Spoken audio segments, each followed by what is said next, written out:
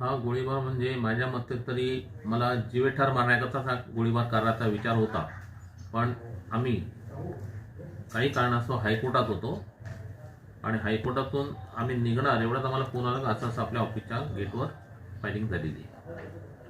तर याच्यामध्ये आमचे एक दोन विषय चालू आहेत. एक चिंचोलीच्या खदानचा एक विषय चालू आहे, त्याच्यामध्ये विघ्न संतोषी लोक फार आलेली आहेत.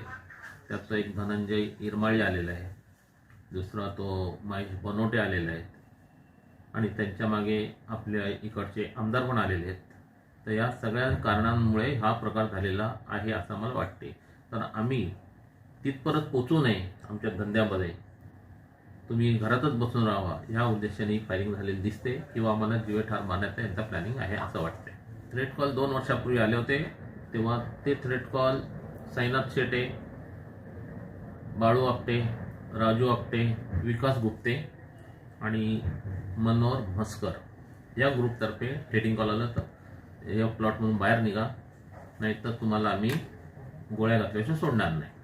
त्यावेळेस आम्ही खंडणीला वगैरे कंप्लेंट करून खंडणीवाल्यांनी बरीच काही चौकशी केली, पण नंतर पुढे काय झालं ते आपल्याला सांगत नाही आणि तुमचा अर्ज निकाली काढला म्हणून दाखवतात.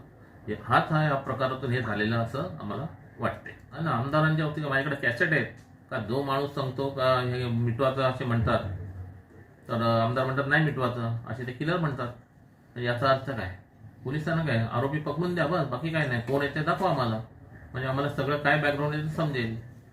नाही तर आमच्या जीवाचा घात होण्याची